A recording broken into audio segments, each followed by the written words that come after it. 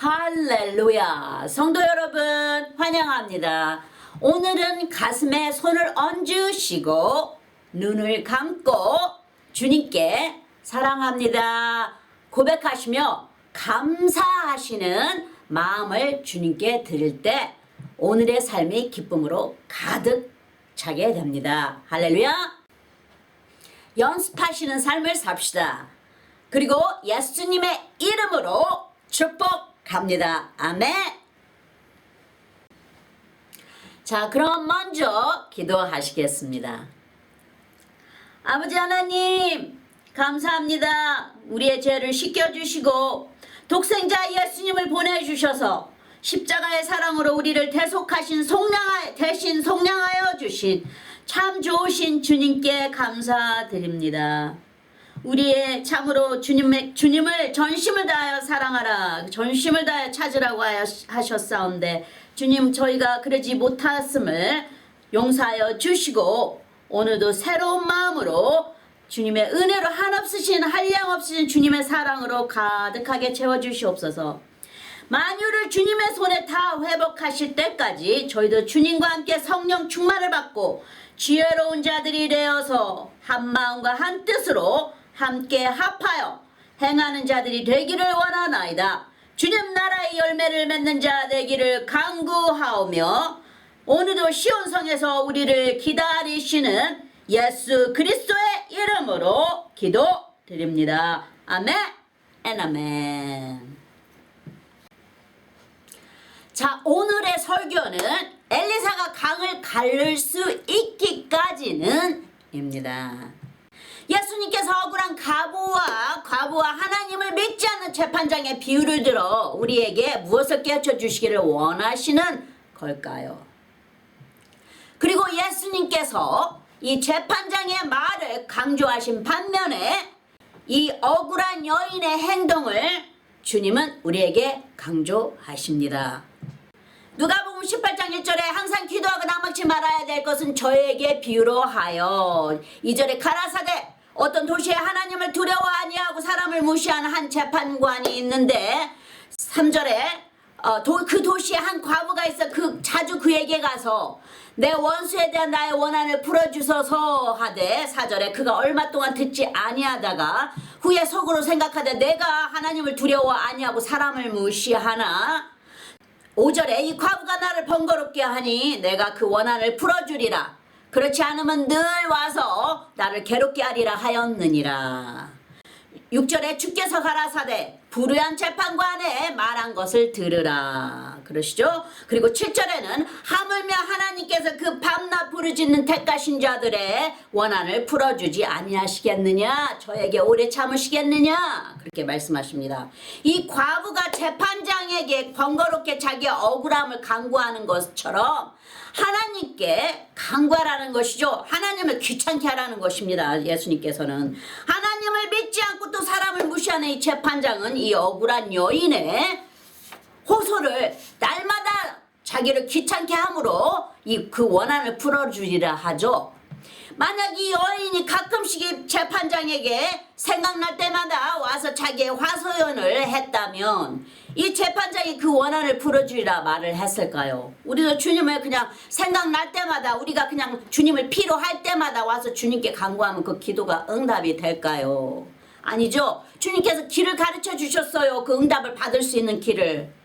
하나님께 이런 방식으로 아뢰라는 거예요. 이 여인처럼 기도한 것은 받을 준비를 하고 기다리라는 것입니다. 야곱도 하나님의 천사와 날이 새도록 씨름하며 응답을 받을 때까지 천사를 도와주지 않아 결국 하나님의 축복을 받고 이스라엘을 대표하는 이름으로 바뀌고 야곱의 12아들들이 선택을 받아 하나님의 구원의 뜻이 이 온 세상에 임하게 됩니다. 여기 또 하나의 주님을 감동한 여인의 이야기는 귀신 들린 자기의 딸을 구하기 위해 숨어 계시는 하나님 예수님을 찾아왔는데 제자들에게 멸침을 당하고 거절을 당해서도 계속 소리를 지르며 간구하여 결국 이 제자들도 두 손 들고 귀찮아하며 예수님께 와서 이 여자의 이야기를 들어주소서 하고 대신 간구해 줍니다. 얼마나 귀찮게 했는지 이 제자들을. 마태복음 15장 21절에 예수께서 거기서 나가서 두로와 시돈 지방으로 들어가시니 22절에 가나안 여자 하나가 그 지경에서 나와서 소리질러 가로되 주 다윗의 자 주니여 나를 불쌍히 여기소서 그 내 딸이 흉악히 귀신 들렸나이다 하되 마태복음 15장 23절에 예수는 한 말씀도 대답지 아니하시니 제자들이 와서 청하여 가로되 그 여자가 우리 뒤에서 소리를 지르오니 보내소서. 24절에 예수께서 대답하여 가로되 나는 이스라엘 집에 잃어버린 양 외에는 다른 데로 보내심을 받지 아니하였노라 하신대. 25절에 여자가 와서 예수께 절하며 가로되 주여 저를 도우소서. 26절에 대답하여 가라사대 자녀의 떡을 취하여 개들에게 던짐이 마땅치 아니하느니라 하고 주님께서 말씀하십니다. 27절에 여자가 가로되 주여 올소이다마는 개들도 제 주인의 상에서 떨어지는 부스러기를 먹나이다 하니 28절에 이에 예수께서 대답하여 가라사대 여자야 내 믿음이 크도다 내 소원대로 되리라 하시니 그 시로부터 그의 딸이 나으니라. 여기 여자가 분명히 이 여자가 여자라는 소리는 아주 칭호에서 여인을 높여서 부른 여자라는 그 칭호입니다. 분명히 여인은 예수님께서도 거절당했지 제자들에게도 거절당했지 했는데도 계속해서 자기의 딸을 귀신 들린 거에서 해방시켜달라고 주님께 간구하여서 이 귀찮게 함으로 제자들이 대신 와서 간구해 준 것입니다. 이렇게 주님을 찾으라는 것이에요. 예수님께서 나를 찾으려거든 필요할 때마다 아니면 가끔씩 네가 생각날 때마다 와서 나를 찾지 말고 날마다 조금씩이라도 시간을 떼서 나를 찾으라. 네가 간구해서 내가 꼭 줄 테니까 나를 잊지 말고 찾거라 하고 주님께서 말씀하시는 거예요. 여기에 더 나아가 눈먼 장인 이야기 역시 예수님이 지나가신다 소리를 듣고 옆에서 시끄럽다 사람들의 꾸지람을 들어도 끝까지 소리내요 예수님을 불러 결국 예수님께서 그 눈먼 장인을 돌아보시고 볼 수 있도록 치료해 주십니다. 하나 더 얘기하자면 엠마오에 가는 두 제자들이 부활하신 예수님을 잘 알아보지 못했죠. 왜냐하면은 하늘에 승천하시지 않은 시기였기 때문에 주님께서 아무도 손을 못 대게 하셨죠. 그래서 잘 알아보지 못합니다. 사람들이 주님께서 험악하게 매를 맞고 다 채찍으로 맞고 돌아가셔서 그런 것인지 아니면 어떤 것인지 그거는 우리가 잘 모릅니다. 단지 주님께서 아직 승천하지 않았을 때는 아무도 손을 못 대게 하셨어요. 주님께서 나중에 이제 토마스에게만 왔을 때 믿지 않고 믿음으로 믿지 않고 나는 안 믿겠다 하니까 주님께서 오셔서 나를 만져봐라. 그리고 믿으라고 주님께서 이제 불쌍히 여겨주시사 주님께서 그 믿음을 더하여 주신 것이지만 그러기 전에는 만지지 못하게 하셨어요. 그래서 그런지 잘 못 알아봅니다. 제자들이 항상 가까이서 몇 년, 3년을 같이 살았어도 잘 못 알아봐요. 이 제자들이 그 예수님께 상황을 얘기해 줍니다. 왜 당신은 아직도 모르느냐? 예루살렘에 어떤 일이 벌어났는지 왜 모르느냐? 이제 예수님은 이제 그냥 모르는 척하고 이제 이들에게서 어떤 이야기가 나오는가 이제 들어보시는 것입니다. 이제 예루살렘에서 예수님이 십자가에 못 박히사 돌아가신 것을 당신은 모릅니까? 하고 그리고 날이 저물어 가는데 이 두 사람을 쉴 곳을 찾고 예수님은 그냥 지나가시려고 하죠. 같이 이야기하고 들으시고 가시면서 이 두 사람은 쉴만한 곳을 찾고 예수님은 그냥 지나가려고 하십니다. 이 두 사람이 예수님께 강권하여 간구하죠. 부디 우리와 함께 유하사이다 하고 이 두 사람은 그날 부활하신 예수님을 만난 자들이죠. 예수님께서 심란하고 슬퍼하며 예수님의 이야기를 하고 있는 이 두 제자들을 만나 말씀을 풀어주시고 주님께서 부활하셨다는 것을 알려줍니다. 이 두 제자들은 이 기쁜 소식을 다른 제자들에게 알리기 위해 예루살렘에서 떠납니다. 그 제자들과 항상 같이 모여서 같은 믿는 자들과 함께 있던 하나님을 같이 섬겼던 예수님의 제자처럼 예수님을 따랐던 그 행위에서 벗어나서 예루살렘에서 멀어지는데 예수님을 만나 뵙고 다시 예루살렘으로 가서 제자들과 함께 이제 주님의 소식을 전파하며 제자들과 함께 생활합니다. 누가복음 24장 28절에 보시면 저의 가는천에 가까이 가매 예수는 더 가려 하는 것 같이 하시니 29절에 저희가 강권하여 가로되 우리와 함께 유하사이다 때가 저물어 가고 날이 이미 기울었나이다 하니 이에 저희와 함께 유하러 들어가시니라. 여기에 예수는 더 가려 하는 것 같이 하시니 저희가 강권하여 가로되 강권하여서 그러지 마시고 오시옵소서 들어오시옵소서 그러지 마시고 함께하여 주시옵소서 하고 강건하여 불러드리죠. 아브라함 역시 하나님께서 천사의 몸으로 오셨을 때 그 만내 그 나무에 그 그늘진 곳으로 이제 세 천사들과 함께 하나님께서 천사의 모습으로 옵니다. 아브라함도 급히 달려가 천사의 모습으로 오시는 하나님을 영접하고 급히 엎드려 절하며 부디 저희 집에 유하사 음식을 들고 가시라고 붙잡고 강건합니다. 누가 엎드려서 절까지 하면서 저희 집에 유하사이다 하는데 그냥 지나갈 사람이 어디가 있겠습니다. 어디가 있겠습니까? 결국 하나님이 아브라함의 집에 거하시면서 사라에게도 자식이 있을 것을 축복하시고 아브라함에게도 이제 온 나라의 온 네이션의 아버지가 될 것이라는 것을 믿음의 아버지가 될 것이라는 것을 축복하시는 것입니다. 그러니까 이삭을 주시겠다고 이제 주님께서 강건하여 주님을 받아들이실 때 주님께서 무언가 선물을 주십니다. 왜냐하면 우리 인간도 우리에게 잘하는 사람에게 무언가 감사하다고 우리가 뭔가를 주죠. 뭐 조그마한 머리핀도 될 수가 있을 것이고 조그마한 뭐 과자도 됐을 수 있을 것이고 뭐 여러 가지의 우리의 마음을 표현하지 않습니까? 그렇듯이 하나님께 뭔가 우리가 이렇게 강건하게 하나님을 당길 때 하나님께서 못 이기시는 척하고 우리에게 이렇게 와서 같이 우리와 펠로우십 그러니까 우리와 친교를 하십니다. 그럴 때 주님께서 하나님을 잡아당긴 자들에게 축복하여 주십니다. 그 축복은 다 각자에게 틀린 축복이니까 각자에게 다 따라서 주님께 축복을 주시는 것입니다. 이 두 사람은 주님을 강건하여 불러들여서 불같은 말씀을 체험하게 되죠. 그리고 주님을 영접하고 부활하신 주님을 그날 바로 부활하신 주님을 영접하고 예루살렘으로 달려가 제자들에게 주님의 일을 선포하는 그러니까 복음을 선포하게 된 것입니다. 이 두 제자들은. 주님은 주를 찾는 자들을 항상 찾고 계시죠. 돌아온 탕자의 큰형 이야기처럼 주님의 이 집에서 일을 많이 하며 부족하여 주님의 긍휼하심을 바라보기보다는 행위로 천국의 상급을 쌓아놓으리려 하는 그런 마음가짐은 주님이 돌아보시지 않으십니다. 히브리서 11장 6절에 믿음이 없이는 기쁘시게 못하나니 하나님께 나아가는 자는 반드시 그가 계신 것과 또한 그가 자기를 찾는 자들에게 상 주시는 이심을 믿어야 할지니라. 분명히 그러셨죠. 왜냐하면 이런 자들은 주님이 필요가 없죠.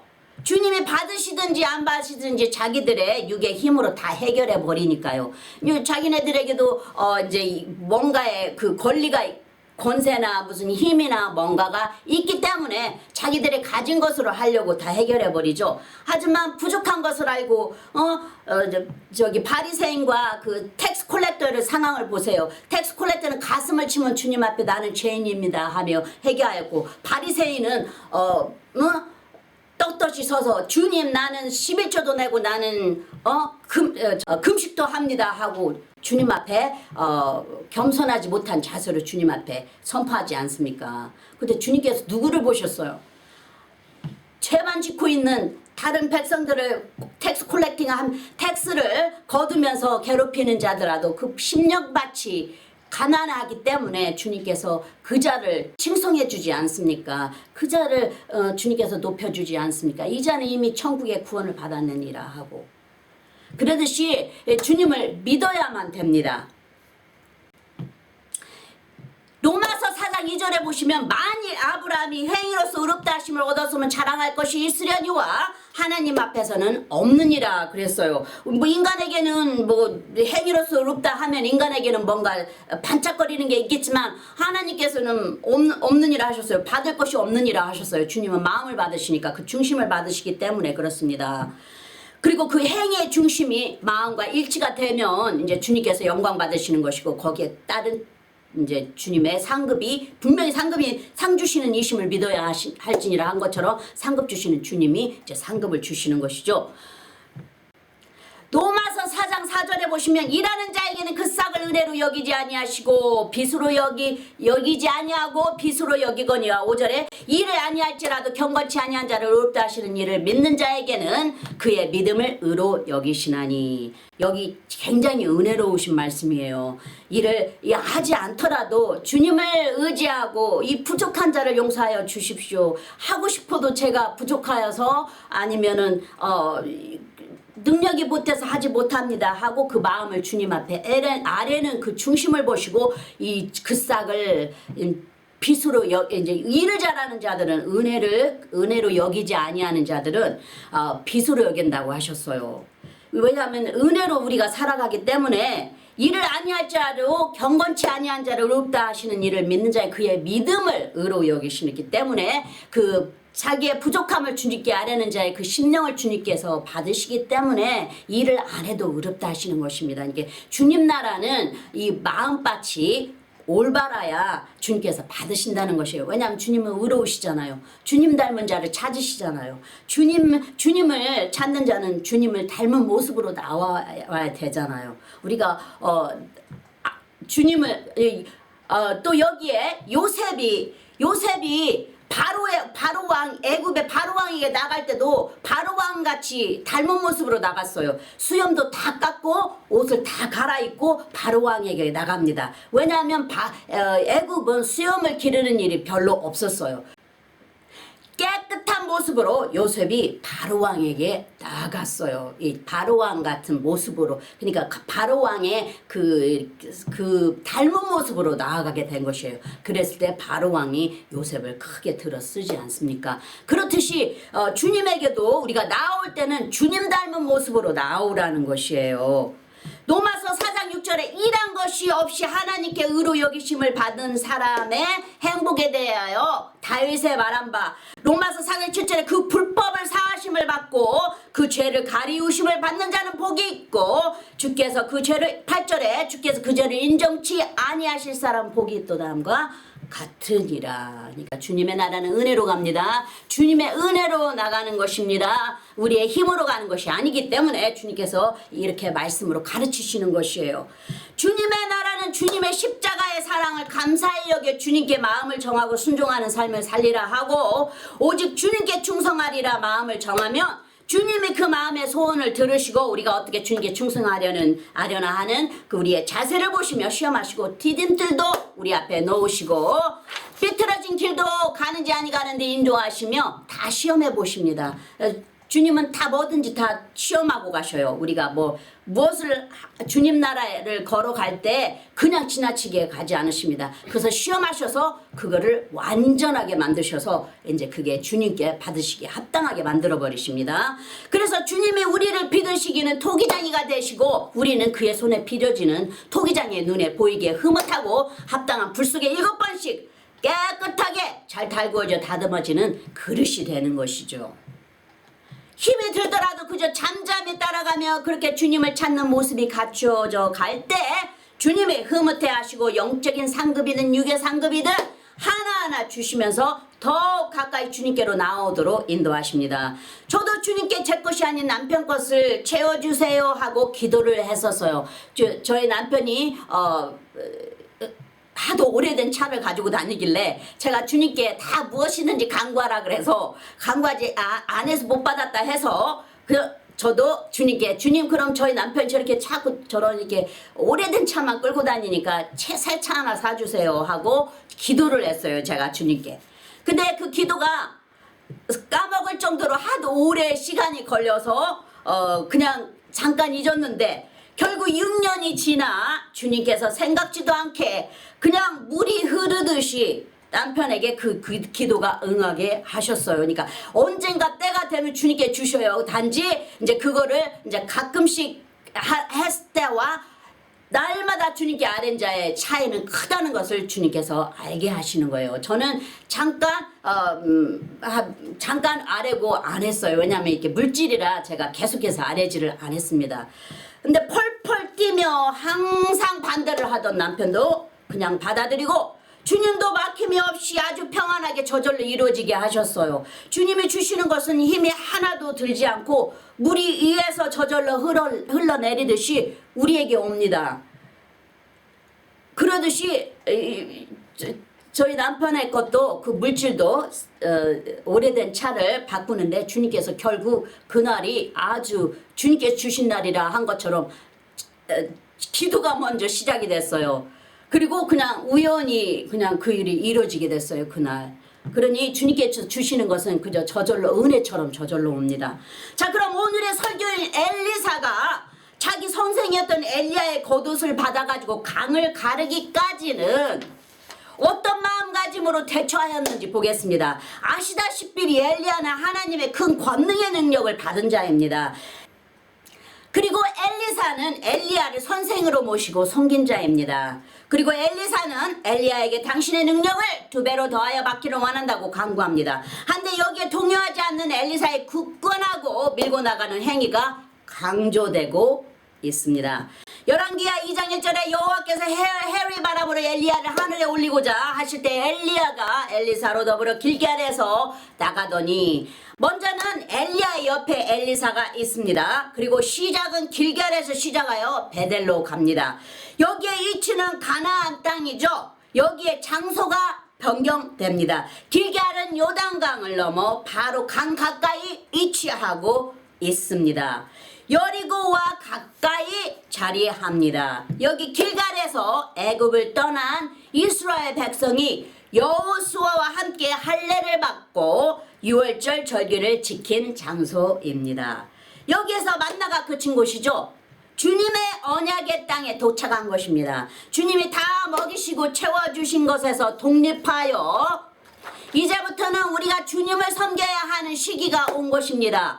여기 길갈이 이스라엘 백성들에게는 각 사람이 땅의 만나를 찾아 먹어야 되는 시작이 되어준 이제 성숙한 이제 시기가 된 거예요. 주님의 아기처럼 부모가 먹여주는 음식을 받아 먹다가 이제는 커서 이제 걸음을 걷고 이제 청년이 되어서 이제 음식을 이제 찾아서 먹을 수 있는 그 단계까지 갔다는 것을 여기에서 보여주고 계시는 것이에요. 영적으로는 믿는 자들에게는 이런 시기가 온다고 제가 말씀드렸죠, 저번 주에. 이제부터는 싸워서 취해야만 합니다. 하나님을 의지해서 말이죠. 그래서 이제 주님께서 내가 이만큼 더 키웠으니까 너 나에게 이제 한번 어떻게 나를 의지하면서 이제 앞으로 더 믿음 생활을 할 거냐 하면서 이제 주님께서 이제 길을 여시는 거예요. 이제 주님께서 클 수 있도록. 그리고 베델은 이스라엘 백성이 거하는 하나님의 집이라는 곳입니다. 베들레헴 위에 위치합니다. 여리고도 길갈 바로 밑에 위치합니다.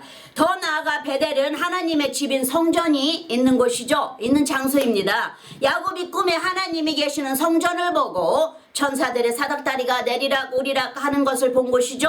게다가 야곱이 꿈에서 일어나 하나님께 11조의 언약을 한 곳이기도 하죠. 그리고 야곱이 일어나 돌을 쌓고 기름을 부어 하나님께 11조를 드리겠다고 언약한 곳이기 때문에 거기가 하나님의 집이라 불리게 된 것이죠.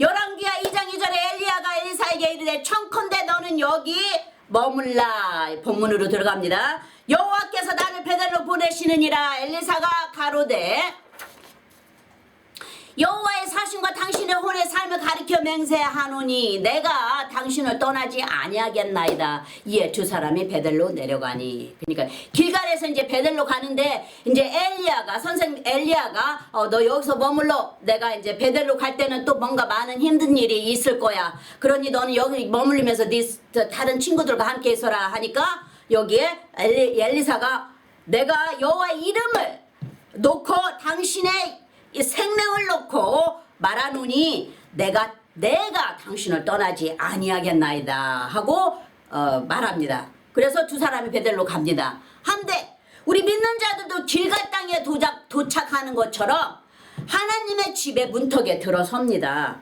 이스라엘의 애굽을 출애굽하여 광야를 거쳐 가나안 땅의 요단강을 건너 이스라엘 땅으로 디딘 곳인 것처럼 말이죠. 그리고 하나님이 거하시는 성전으로 쭉 하나님의 집 베델로 들어갑니다. 한데 여기서 엘리야 선지자가 엘리사에게 말합니다. 나는 베델로 하나님이 보내시니 너는 여기에 남으라 했어도 엘리사가 룻기서에 나오는 룻처럼 같은 말을 사용합니다. 우리도 예수님께 이런 확신하는 고백을 한 번쯤은 드려야 합니다. 주님이 기뻐 받으십니다. 여호와의 사신과 당신의 혼의 삶을 가리켜 맹세하노니 절대로 내가 당신을 떠나지 아니하리다. 당신의 하나님을 나도 섬길 것이고 당신의 백성이 거하는 곳에 나도 살겠나이다. 룻이 그렇게 말하죠. 그것처럼 이 엘리사가 마음을 다 다짐하고 그리고 절대로 떠나지 않을 것을 마음에 다짐하고 선생에게 이제 엘리야에게 이렇게 아뢰입니다. 저는 찬양할 때 이런 고백의 찬양이 나오면 주님을 향해 얼굴을 들고 위로 들고 고개를 끄덕끄덕 주님께 마음을 전합니다. 이것도 하나의 예배거든요. 저도 이 찬양곡에 나오는 것처럼 주님을 절대로 떠나지 않고 그 어떤 우상도 섬기지 아니하리이다 하고요. 주님께 이제 찬양 속에서 주님께 서로 대화를 하는 것이에요. 오직 예수님만 섬기리이다 하고요. 그러면 이제 어떤 때는 눈물이 쏟아질 때도 있고 주님의 사랑이 제 마음을 꽉 채울 때도 있고 담담할 때도 있지만 주님은 그런 고백을 그냥 넘기지 않으시고 다시 생각나게 하시며 다시 고백하게 하십니다. 한번 해보세요. 주님께 가까이 가는 것은 내가 가는 게 아니고 주님께서 우리의 마음을 통하셔서 힘이 들지 않게 가까이 오게끔 주님께서 하십니다. 그 다음 구절로 갑니다. 열왕기하 2장 3절에 베델에 있는 선지자의 생도들이 엘리사에게로 나와 이르되 여호와께서 오늘날 당신의 선생을 당신의 머리로 취하실 줄을 아나이다. 가로되 나도 아노니 너희는 잠잠하라. 그러죠. 이 베델의 생도들은 50명이나 되는 생도들은 그냥 서서 다 알고 있습니다. 엘리야 선생이 가는데 선생이 어떤 능력으로 하나님께서 엘리야를 취하실 줄 당신은 아느냐 하고 엘리사에게 말합니까? 엘리사가 나도 알고 있다. 잠잠하라. 그러죠? 분명히 여기 엘리야도 엘리사에게 너는 여기서 잠잠히 여기서 거하라 했는데도 엘리사는 안 놓고 무조건 내가 안 놓겠나이다 하고 따라가죠. 근데 이 생도들은 50명이나 되는 생도들은 그냥 잠잠히 바라보고만 있습니다. 그냥 말로만 하면서 엘리사에게 말로 하면서 알고 있는 것을 말을 하면서 그냥 바라보고만 있어요. 여기에 나오는 이 생도들은 99마리의 우리 안에 있는 양들처럼 의로운 양들이지만 믿음에는 그 믿음에 합당한 행위가 따르듯이 엘리사는 자기에게 속한 하늘의 것을 받기 위해 끝까지 엘리야를 따라다닙니다. 다시 한번 또 다짐하고 다음 구절로 가겠습니다. 어떤 간구한 것이라도 계속해서 기도 응답이 이루어질 때까지 좌우로 치우치지 말고 끝까지 간구하시고 하나님을 의심하면 안 됩니다. 그것이 섬기는 사람이든지 물질이든지 언약의 부르심이든지 아니면 무슨 치료의 회복을 간구하셨든지 아니면 어떤 기도 제목이었든지 아니면 일하는 곳에서 직위를 올려달라 하셨든지 어떤 것이든지 간에 상관없이 주님께 계속해서 한 번 아뢰는 것은 끝까지 밀고 나가라는 것이에요. 주님께서 중단하지 말고 계속해서 간구하라고 가르치시는 것입니다. 꼭 결과를 맺는 축복에까지 이르시기를 바랍니다. 할렐루야. 하나님은 꼭 주신다는 것을 보여주고 있습니다. 믿지 않는 재판장을 들어 이야기도 하셨잖아요. 또는 악한 아비라도 자식이 원하는 것을 좋은 것으로 주지 않겠느냐 하신 것처럼 인간이 아닌 천부 아버지께서는 우리의 간구한 것보다도 더 좋은 것으로 주신다고 말씀하셨어요. 믿으시기 바랍니다. 믿음으로 우리가 산도 움직이고 우리가 죽은 자도 살릴 수 있다는 주님의 능력이 우리와 함께 하시는 것입니다. 믿음으로써 우리가 정취하게 되는 것이고 믿음으로써 천국은 침노할 수가 있는 것입니다. 할렐루야. 그 다음에 열왕기하 2장 4절에 보시면 엘리야가 저에게 이르되 엘리사야 청컨대 너는 여기 머물라 여호와께서 나를 여리고로 보내시느니라. 엘리사가 가로되 여호와의 사신과 당신의 혼의 삶을 가리켜 맹세하노니 내가 당신을 떠나지 아니하겠나이다 하니라. 저희가 여리고에 이름에 그리고 내가 당신을 떠나지 아니할 것입니다 하고 아주 그냥 단호히 밀고 나갑니다. 그리고 여기에서 이제 친구들의 얘기도 생도들의 이야기도 나오지만 생도들은 똑같은 말을 반복해서 엘리사에게 물어보기만 할 뿐이지 전혀 움직이지를 않습니다. 그 여리고는 가나안 사람들이 우상을 섬기는 그런 장소였죠. 여호수아가 그 땅을 차지하기 전에 먼저 정탐을 보낸 곳이죠. 게다가 6일 동안 여리고성을 돌아 하나님의 명령에 순종하여 7일째 되는 날 여리고의 성이 와르르 무너진 것이죠. 뿐만 아니라 라합이 이스라엘 정탐꾼을 도와주어 구원받습니다. 피의 상징으로 빨간 줄을 라합의 창문에 걸려집니다. 이스라엘이 쳐들어와 여리고를 무너뜨릴 때 빨간 줄을 보고 라합에 속한 자들을 살려주겠다는 구원을 언약하는 약속을 맺었던 것이죠. 그 정탐꾼을 보냈을 때 여호수아 2장 2절에 눈의 아들 여호수아가 십딤에서 두 사람을 정탐으로 가만히 보내며 그들에게 이르되 가서 그 땅과 여리고를 엿보라 하며 그들이 가서 라합이라 하는 귀생의 집에 들어가 거기서 유숙하더니 18절에 우리가 이 땅에 들어올 때부터 이 땅에 들어올 때 우리를 달아내려온 창에 이 붉은 줄을 내고 내 부모와 형제와 내 아비와 가지고 다 내 집에 모으라. 이 19절에 누구든지 내 집 문을 나서 거리로 가면 그 피가 그의 머리로 돌아갈 것이요 우리는 허물이 없으리라. 그러나 누구든지 너와 함께 집에 있는 자에게 누가 손을 대며 그 피는 우리의 머리로 돌아오려니와. 이제 구원이 임하게 되는 것입니다. 언약이 이루어져요. 여호수아 2장 20절에 내가 우리의 이 일을 누설하면 내가 우리로 서약케 한 맹세되 우리에게 허물이 없으리라. 21절 나비 가르되 너의 말대로 할 것이라 하고 그들을 보내어 가게 하고 붉은 줄을 창문에 매니라 해서 나중에 이스라엘이 쳐들어왔을 때 라합의 가족들과 라합에게 속한 짐승까지도 하인들까지도 다 구원해 줍니다. 구원이 이 라합에게 임하게 된 것이죠. 그리고 엘리사는 섬기는 엘리야를 꼭 붙잡고 계속해서 너는 여기에 남으라 하며 밀어내는 엘리야를 끝까지 따라 붙습니다. 또한 하나님의 성전인 베델에서 멀리 떨어진 여리고로 엘리야를 따라갑니다. 오지 말라 그래도 계속 따라가죠. 그 50명의 생도들은 그냥 멀리 발치해서 보고만 있습니다. 그리하여 여리고에서 하는 엘리야의 사역을 배우며 계속하여 섬깁니다. 성전을 떠나 멀리 떨어져 있는 곳에서는 하나님의 능력이 더욱 크다는 것을 배우게 되는 것이죠. 에스겔서에 나오는 것처럼 성소에서 1000규빅씩 더 멀리 나갈 때마다 성전의 물이 계속 발목과 무릎과 지나 허리까지 차고 했던 거 기억하십니까? 그만큼 성령의 권능의 힘과 능력이 함께 가시죠. 구원과 연결이 됐기 때문에 그렇습니다. 이제 더 멀리 갈수록 이제 물이 너무나 이제 우리가 이제 절대로 우리가 갈 수 없는 능력까지 될 때는 성령께서 그냥 밀고 나가십니다. 왜냐하면 성령께서 우리를 이제 그 능력으로 입혀서 헤엄칠 수 있게끔 만드시는 거예요. 왜냐하면 너무나 많은 구원받아야 할 영혼들이 많이 있는데 우리 힘으로는 절대로 하지 못하기 때문에 이제 주님의 능력이 필요한 곳에 우리가 더 멀리 갈 때마다 이 성전의 말씀이 선포되는 곳에서 주님의 성령의 능력이 드러나는 것이에요. 구원은요 그만큼 성령의 권능과 힘과 능력이 함께 하시죠. 구원과 연결이 되었기 때문에 그렇습니다. 구원은 여호와께로소이다 하셨어요. 우리가 하는 게 아닙니다. 시편 3장 89절에 보시면 구원은 여호와께 있사오니 주의 복을 주의 백성에게 내리소서. 셀라 그렇게 말을 하고 있습니다. 더 멀리 갈수록 헤엄칠 수 있는 성전의 생수의 강이 흐르게 되는 것입니다. 그 다음 구절은 열왕기하 2장 6절에 엘리야가 또 엘리사에게 이르되 청컨대 너는 여기 머물라 여호와께서 나를 요단으로 보내시느니라. 저가 가로되 여호와의 사심과 당신의 혼의 삶을 가르쳐 맹세하노니 내가 당신을 떠나지 아니하겠나이다. 이에 두 사람이 행하니라 하듯이 계속해서 밀고 나갑니다. 삼손에게도 여자가 자꾸 어디에서 힘이 나오느냐 하고 계속해서 7번을 물어보니까 삼손이 결국은 내 머리카락에서 힘이 나느니라고 결국 말하죠.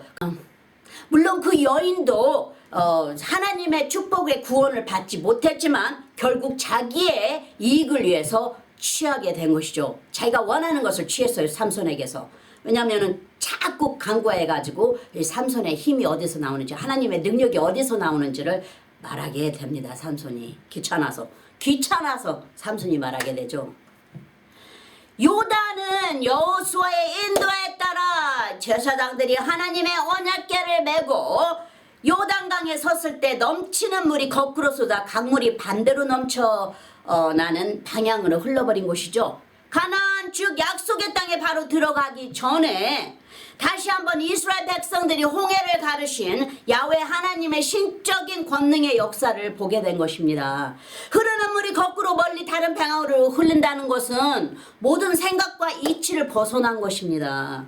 물이 많은 것도 아니고 말이죠. 야훼 하나님께서 나의 발바닥으로 애굽의 강물을 다 말려놓으라 하신 그 능력의 성령 하나님의만이 할 수 있는 능력을 보여주신 것이죠. 열왕기하 19장 24절에 내가 땅을 파서 이방의 물을 마셨고 나의 발바닥으로 애굽의 모든 하수를 말려놓으라 하였도다 하시죠. 자, 그럼 여호수아가 요단을 어떻게 건넌 건지 보겠습니다. 여호수아 3장 13절 온 땅에 주 여호와의 궤를 맨 제사장들의 발바닥이 요단물을 받고 멈추면 요단물 위에 곧 위에서부터 흘러내던 물이 끊어지고 쌓여 서리라. 이제 주님께서 말씀하셨어요. 14절에 백성이 요단을 건너려고 자기들의 장막을 떠날 때 제사장들은 언약궤를 메고 백성 앞에서 행하니라. 15절에 요단의 몸에 거두는 시기에는 항상 언덕에 넘치더라. 물이 막 넘친다는 거예요. 그 시기가 물이 엄청나게 넘친다는 것이에요. 위에서 흐르니까 엄청 넘치겠죠.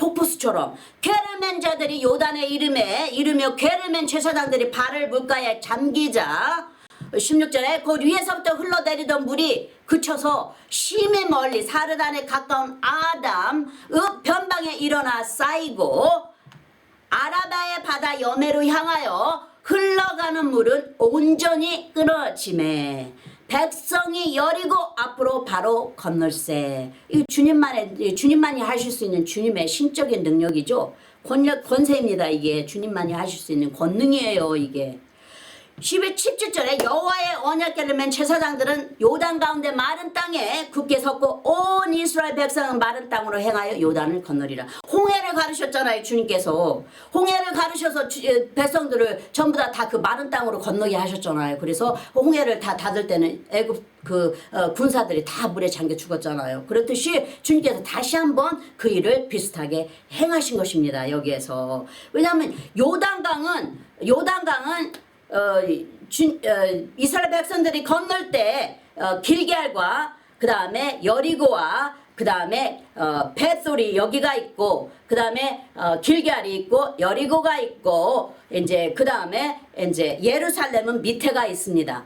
이제 있는데 이제 그 요단강을 건너야 그게 언약의 땅 가나안 땅이 되는 것입니다. 여호수아 4장 18절에 여호와의 언약궤를 맨 제사장들이 요단 가운데서 나오며 그 발바닥으로 육지를 밟는 동시에 요단물이 본 곳으로 도로 흘러 여전히 언덕에 넘쳤더라. 이제 다 건너고 나니까 이제 그 물이 다시 돌아와서 이제 그 자리로 흘렀다는 것이에요. 이런 주님의 그런 신적인 권능을 이렇게 읽을 때마다 저는 가슴에서 굉장히 두근거립니다. 이런 일이 정말 예전에도 하신 우리 주님께서 지금도 우리를 통하여 함께 하여 보여주시면 얼마나 좋을까 하는 소원이 항상 저에게 일어납니다. 하나님께서 새로운 땅에 보내실 때는 주의 사자와 주님의 권능이 우리보다 먼저 앞서 가시고 하나님의 영광이 그 뒤를 호위하십니다. 그 땅을 취하여야 되니까요. 그냥 그전에 가서 그냥 얻어지는 게 아닙니다. 내가 이제 하나님과 주님과 함께하며 그 땅을 취해야만 됩니다. 이사야서 52장 12절에 여호와께서 너와 앞에 행하시며 이스라엘의 하나님이 너희 뒤에 호위하시리니 너희가 한급히 나오지 아니하며 도망하여 행하지 아니하리라. 먼저 앞서 가신다는 것이죠. 앞서 행하시며 그 다음에 너희 뒤에 여호와의 영광이 호위하신다는 거예요. 뒤에 호위하신다는 것이에요. 주님께서 다 준비하신다는 것이에요. 전쟁은 여호와께 속했습니다. 다윗 왕도 여호와께서 자기의 팔을 훈련하셨다 하시죠. 시편 18장 34절에 내 손을 가르쳐 싸우게 하시니 내 팔이 노화를 당기도다. 그렇죠? 주님의 기름 부으심을 흘러내리십니다. 기름 부으심은 흘러내리지 절대로 땅에 쏟아버리지 않으십니다. 예수님께서 가라사대 죄자가 선생만 하면 족하리라 하셨죠. 누가복음 6장 40절에 죄자가 그 선생보다 높지 못하나 물을 온전케 된 자는 그 선생과 같으리라. 그 선생의 기름 부음이 그 제자에게도 흐른다는 것을 보여주고 계시죠. 여기에 선지자 엘리야가 엘리사에게 묻습니다. 내게 구하라 하고, 내가 너에게 무엇을 주기를 원하느냐? 왜 나를 이렇게 따라붙은 것이냐? 너는 나에게 구하는 것이 무엇이냐? 내가 무엇을 줄고 하고 묻습니다. 그때 여기에 이제 엘리사가 대답하죠. 나는 당신의 가진 그 능력을, 권능의 능력을 2배를 받기를 원하나이다 하고, 당신의 하나님의 그 권능을 2배로 주시옵소서 하고 구합니다. 열왕기하 2장 8절에 엘리야가 겉옷을 취하여 말아 물을 치매 물이 이리저리 갈라지고 2 사람이 육지 위로 건너니라. 열왕기하 2장 9절에 건너매 엘리야가 엘리사에게 이르되 나를 내게서 취하시기 전에 내가 내게 어떻게 할 것을 구하라. 엘리사가 가로되 당신의 영감이 갑절이나 내게 있기를 구하나이다. 이 10절에 가로되 내가 어려운 일을 구하는도다. 그러나 나를 내게서 취하시는 것을 내가 보면 그 일이 내게 이루어지려니와 그렇지 않으면 이루지 아니하리라 하고, 11절에 2 사람이 행하며 말하더니 호련히 불수레와 불말들이 2 사람을 격하고 엘리야가 해리바람을 타고 승천하더라. 이제 여호와 하나님의 불수레가 불말이 와서 이 엘리야를 데리고 갑니다. 12절에 열왕기하 2장 12절에 엘리사가 보고 소리 지르되 내 아버지여 내 아버지여 이스라엘 병과 그 마병이여 하더니 다시 보이지 아니하는지라. 이에 엘리사가 자기의 옷을 잡아 둘에 찢고 자기 것을 찢어버리죠. 그리고 이제 엘리야의 그 권능의 겉옷을 대신 입게 됩니다. 그리고 여기에 내 아버지여 내 아버지 이스라엘 병과 마병이 한 것은 이제 하나님을 섬기는 선지자들에게 그렇게 불렀어요. 왕이나 이제 누구든지 이제 그렇게 영적인 그런 아버지라 이제 이렇게 칭호를 댄 거예요. 그렇게 왕도 그렇게 불렀죠. 엘리사에게 내 아버지여 죽기 전에 그렇게 불렀죠. 왕도 이스라엘 왕이 엘리사에게 그렇게 불렀습니다. 내 아버지여 이스라엘의 병거와 그 마병이여. 이거는 칭호입니다. 하나님을 섬기는 자에게 주는 칭호예요. 영적인 칭호입니다. 열왕기하 2장 13절에 엘리야의 몸에서 떨어진 겉옷을 주워가지고 돌아와서 요단 언덕에 서서, 이 14절에 엘리야의 몸에서 떨어진 그 겉옷을 가지고 물을 치며 가로되 엘리야의 하나님 여호와는 어디 계시니까 하고 저도 물을 치매 물이 이리저리 갈라지고 엘리사가 건너니라. 이제 그 엘리야의 권능이 이제 엘리사에게 임했습니다. 간구한 것이 결국 받게 됐습니다. 이 엘리사가. 결국 엘리사는 섬겼던 엘리야의 신의 권능의 기름 부음과 함께 하나님께서 엘리사에게 자신에게 부어주시는 기름 부음까지 받아 많은 신의 기적을 행하게 되었습니다. 우리에게 각자에게 주시는 기름 부음이 있어요. 근데 거기에 더한 것을 간구했을 때, 주님께 주실 때는 이제 더한 것까지 받게 될 때는 더 큰 일을 할 수가 있는 것이죠. 왜 우리가 할 수 있는 우리에게 주시는 은사가 있더라도 예수 그리스도와 함께하는 은사가 임할 때는 이제 더 큰 일을 행할 수가 있다는 것입니다. 주님을 의지해서 하는 것을, 이제 내가 다 비워지고 주님으로 채워져서 성령께서 하시는 대로 우리가 그저 죽음자의 모습으로 성령의 모습을 드러내는 자가 된다면 이런 큰 권능을 행할 수 있는 자가 된다는 것이에요. 엘리야의 기적 행함을 엘리사가 2배로 행할 수 있도록 기름 부음을 받았습니다. 악한 이웃 나라들이 이스라엘을 억누르려 할 때라 강한 하나님의 능력을 받은 선지자가 필요했던 때에 인지라 엘리사는 그 시기에 맞게 하나님께서 준비하신 선지자인 것이죠. 만약 엘리사도 다른 50명의 생도들처럼 그저 구경만 하고 선지자 엘리야가 오지 말라고 밀어도 끝까지 하나님의 사심을 걸고 내가 떠나지 아니하리이다 하며 함께 따라가지 않았다면 그 2배의 기름 부음의 능력을 받지 못했을 것입니다. 그래서 주님께서 계속해서 간구하라 하신 것이죠. 구하는 것에서 그치지 말고 찾고 두드리는 단계까지 가라고 하십니다. 주님께서. 우리의 이 땅에서의 첫날이 하나님에게는 하루가 되듯이 하나님의 보좌를 움직일 수 있도록 계속해서 아뢰라는 것이죠. 다니엘이 겸비한 자세로 기도를 하려고 마음먹었을 때 이미 하나님의 응답이 있었지만 예수님의 형상을 표현한 자가 기도응답을 다니엘에게 전하려고 오다가 공중에 어둠의 권세에 21일간 붙들려 대천사자랑 미가엘의 도움을 받아 그 기도응답을 다니엘에게 가져다 줍니다.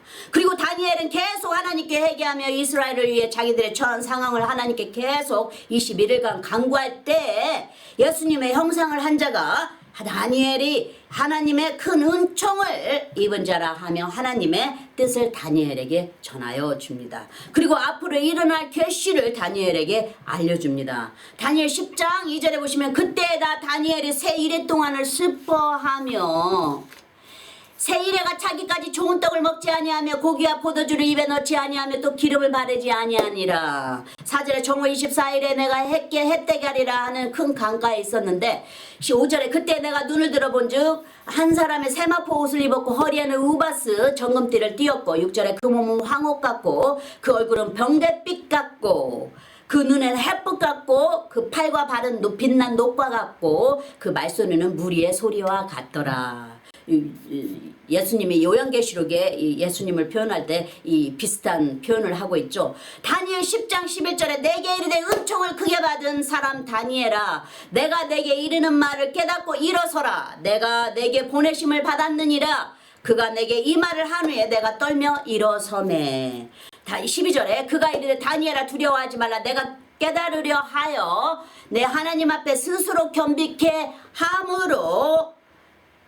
하기로 결심하던 첫날부터 내 말이 들으신 바 되었으므로 내가 내 말로 인하여 왔느니라.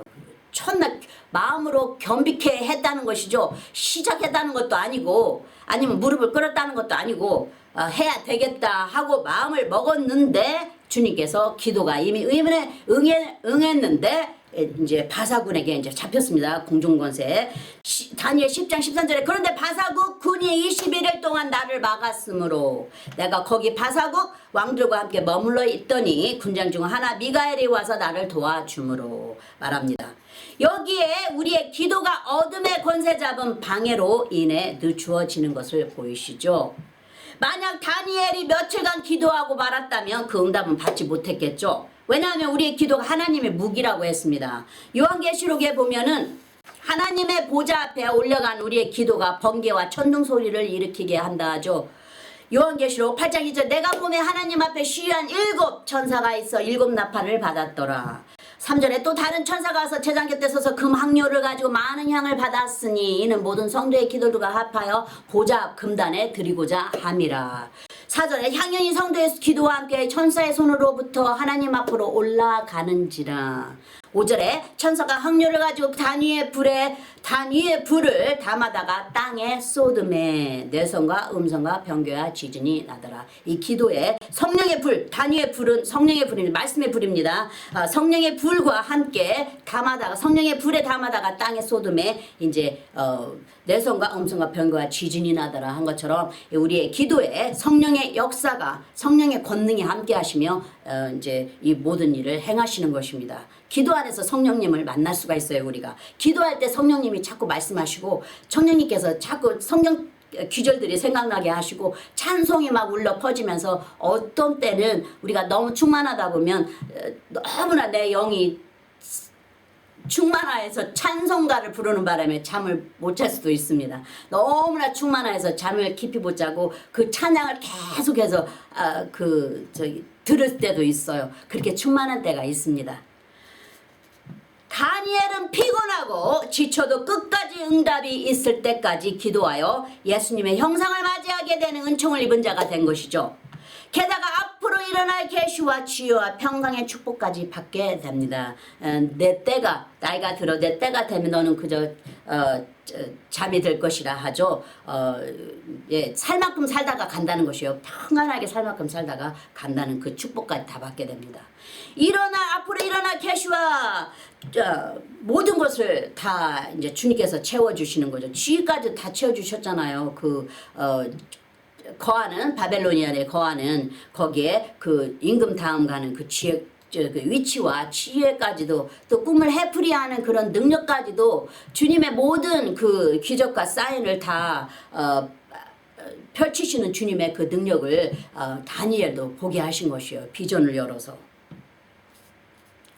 종 엘리사가 선지자 엘리야처럼 강물을 가르는 신의 능력을 받기까지는, 하늘에서 떨어지는 엘리사의 겉옷을 받기까지는 끝까지 멈추지 않고 그 응답을 들을 수 있을 때까지 밀고 나가고 섬겨서 결국 엘리야의 축복을 받게 됩니다.